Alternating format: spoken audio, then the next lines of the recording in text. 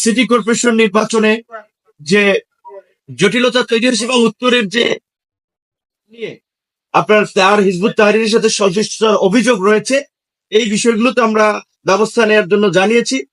এবং আপনারা লক্ষ্য করছেন যে এই সময় বিশেষ করে আমাদের দেশপ্রেমিক সামরিক বাহিনীর বিরুদ্ধে নানা ধরনের বিদ্বেষ ছড়িয়ে সরকারের সাথে বা জনগণের মুখোমুখি দাঁড় করানোর একটা চেষ্টা করা হচ্ছে। যারা দায়িত্বপ্রাপ্ত উপদেষ্টা রয়েছেন কিংবা সরকারের সহকারী রয়েছেন, দেখা করার সাক্ষাৎ করার সময়সূচি চাইলেও, গুরুত্বপূর্ণ প্রয়োজনীয় বিষয়ে আলাপ করতে চাইলেও অনেক ক্ষেত্রে সাড়া মেলে না। এই বিষয়টি নিয়ে মোটামুটি সব দলই ক্ষোভ প্রকাশ করেছে এবং প্রধান উপদেষ্টা সেই বিষয়টা আপনার গুরুত্ব দিয়েছেন যে যোগাযোগটা আগের চেয়ে আরো যেন আপনার ঘন ঘন হয়।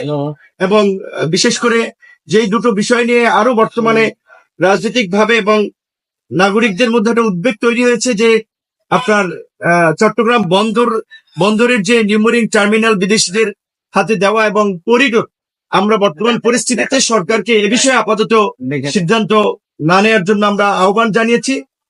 এবং একই সাথে নির্বাচনে আমরা বলেছি অন্তত প্রধান উপদেষ্টা যেন একটা সুনির্দিষ্ট মাসের কথা বলেন যে এই মাসে সম্ভাব্য নির্বাচনটা হতে পারে এবং নির্বাচন এবং সংস্কার বিচার ডক্টর মোহাম্মদ ইউনূসের নেতৃত্বে অন্তর্বর্তীকালীন সরকারি করুক, আমরা সেটা চাই। সেক্ষেত্রে সরকার অভ্যন্তরীণ ভাবে কিংবা যে বাহ্যিক ভাবে যে চাপগুলো কিংবা নানান ধরনের ষড়যন্ত্র তারা অনুভব করছে বা করবে, সেই ক্ষেত্রে আমরা পরিপূর্ণ তাকে সহযোগিতা করব। আমাদের পক্ষ থেকে এটাই ছিল মোটামুটি দলীয় এবং বিশেষ করে যারা আমরা একত্রে ঢুকেছি, যেহেতু 2-3টা স্লটে বিভিন্ন রাজনৈতিক দলগুলোর প্রধানদের কিনে আজকে বসেছেন, এটাই ছিল মোটা দাগে আজকের এই আলোচনার বিষয়বস্তু।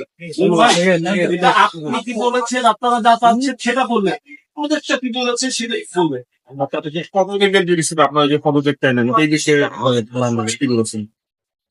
প্রধান উপদেষ্টা তো সব কথা সবার কথা শুনেছেন, সব কথার তো টু দ্য পয়েন্টে তিনি স্বাভাবিক প্রোটোকলে উত্তর ওইভাবে দেন না, বা আবার ধরেন অনেক কথা বলেছে সেগুলো আবার ওপেনলি বলা সম্ভব না। তবে যে সমস্ত স্বীকার করেছেন যে তিনি শুরুর দিকে অনেকে চেনা জানা ছিল না, অনেক উপদেশ ইস্যু তৈরি হলে যেন রাজনৈতিক দলের প্রতিনিধিদের সাথে আলোচনা করে এই বিষয়টাতে আপনার তিনি আশ্বস্ত করেছেন। এবং অন্যান্য বিষয়গুলো যেগুলো যেভাবে দ্রুত সুরাহা করা যায় সেই বিষয়টি নিয়ে তারাও আবার আপনার সরকারের অন্যান্য উপদেষ্টাদের সাথে বসে সিদ্ধান্ত জানাবে। নূর ভাই, জাতীয় সরকারের বিষয়ে আপনি মাঠে বিভিন্ন সময় বলছেন, এই বিষয়ে কোনো কথা হয়েছে কিনা? আসলে শুরুর দিক থেকেই আমরা বলেছিলাম যে এই অভ্যুত্থান পরবর্তী সময়ে জাতীয় সরকার কিংবা অভ্যুত্থানের অংশীজনদের সরকার ছাড়া নির্দিষ্ট বলয়ের সরকার হলে তারা দেশ চালাতে পারবে না, দেশে স্থিতিশীলতা আনয়ন করতে পারবে না।